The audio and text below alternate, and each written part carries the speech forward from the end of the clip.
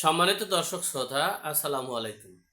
আজকের বিষয় হচ্ছে নিজেদের পায়ে নিজেদের ফাঁদে পা পড়েছে এই উপদেষ্টা পরিষদের মানে ক্ষমতাধর মাহফুজ আলম এবং ডক্টর মোহাম্মদ ইউনূসের গং। তারা তাদের পাতানো ফাঁদে পা দিয়েছে এবং সেই পার অবস্থা সামনে কি হতে যাচ্ছে সে বিষয়ে সংক্ষেপে আপনাদের সাথে শেয়ার করছি।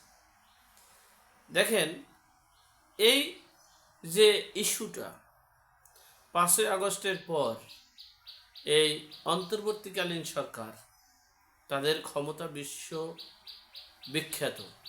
এমনকি আপনারা গতকালকে দেখেছেন ডক্টর মোহাম্মদ ইউনূস বলেছে, আমি পৃথিবীর সবচেয়ে ক্ষমতাধর ব্যক্তি।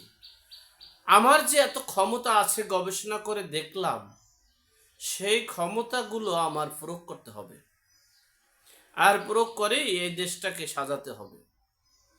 বিগত 53 বছরে 54 বছরের যে যা কিছু আছে সব কিছু উড়িয়ে ফেলো, নতুন করে আমার এই ক্ষমতার মাধ্যমে দেশ সাজাতে হবে। আপনারা সে বক্তব্য বৈশ্বিক শুনেছেন। এর পূর্বে আপনারা দেখেছেন এই কিংস পার্টির নেতাদের উপরে হামলা, হাসনাতের উপরে হামলা, সার্জিসের উপরে হামলা কে করেছে?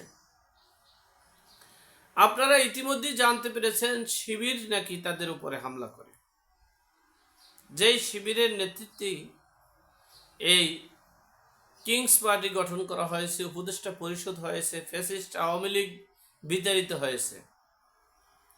গতকালকে জগন্নাথ বিশ্ববিদ্যালয়ের ছাত্ররা ন্যায্য দাবি, এক বিন্দুও তাদের স্বার্থ, দেশের ক্ষমতার ব্যক্তিগত কোনো স্বার্থ নেই, যেটা জগন্নাথ বিশ্ববিদ্যালয়ে দীর্ঘ অর্ধশত বছর ধরেই প্রায় এই সমস্যার সমাধান চাচ্ছে তারা, নিজেদের ব্যক্তিগত না। এই আন্দোলনে যারা আসছে হয়তোবা দেখা গেছে তাদেরা ওই কলেজে 6 মাস, কেউ 1 বছর, কারো 2 মাস, কারো 8 মাস এরকম সময় আছে, এরপর তাদের লেখাপড়াও শেষ। তাহলে তারা দাবি করছে যাতে ছাত্ররা ভবিষ্যতে এটা ন্যায্য অধিকার যাতে পায় সেজন্য। আর সেই দাবিতে গিয়ে আজকে বৈষম্যের শিকার হয়েছে। ছাত্রদের উপরে টিয়ার সেল নিক্ষেপ, ছাত্রদের উপরে ব্যত্রাঘাত, মারধর করায় প্রায় 100-র উপরে ছাত্ররা হাসপাতালে। এই ছাত্ররাই নাকি গত কয়েকদিন আগে হাসনাতের ডাকে সাড়া দিয়ে, সার্জিসের ডাকে সাড়া দিয়ে আসছিল আওয়ামী লীগ নিষিদ্ধের দাবিতে। আর সেখানে দিয়েছিল ঠান্ডা জল বাষ্প, সেখানে জামাই আদর করা হয়েছিল, তাদেরকে পানি খাওয়ানো হয়েছিল। তাহলে এখানে যথারীতি প্রশ্নই থেকে যায়।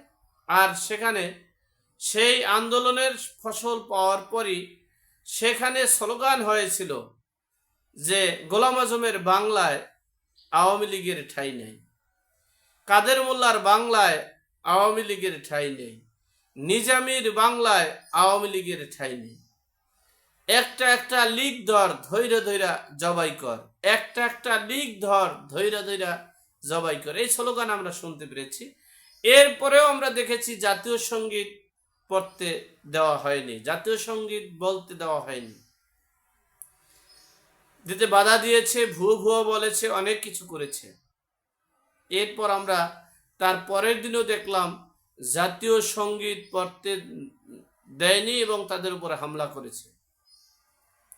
যাই হোক, এরপরে মাহফুজ আলম সেখানে যে গিয়ে একটা মিথ্যা আশ্বাস দেওয়ার, ছাত্রদের কথা দেওয়ার চিন্তা করছে। ছাত্ররা বলছে আমরা আমাদের ন্যায্য দাবি পূরণ না হওয়া পর্যন্ত রাজপথে থাকবো। 1, 2 নম্বর অপশন হচ্ছে আমাদের উপরে কেন এই পুলিশ অতর্কিত হামলা করলো, নির্যাতন করলো, এর বিচার করতে হবে।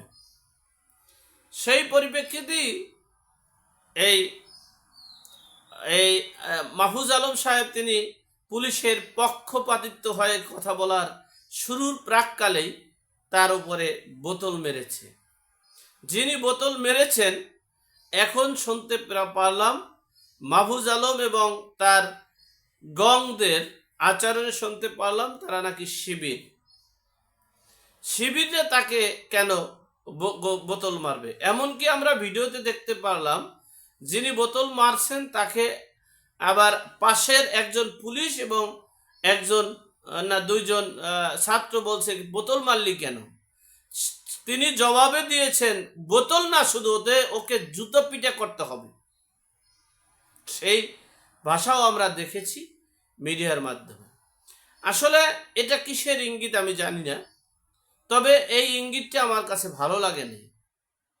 এই একজন পর একজন সার্জিসকে উপরে হামলা, হাসনাদের উপরে হামলা, মাসুদের উপরে হামলা, সর্বশেষ বাংলাদেশের বিশ্বের সবচেয়ে ক্ষমতাশালী এবং সবচেয়ে ক্ষমতাবান ব্যক্তি ডক্টর মোহাম্মদ ইউনূসের পরিচালক যিনি এই মাহফুজ আলম, তার উপরে এই বোতল মেরে সোজাভাবে আছেন।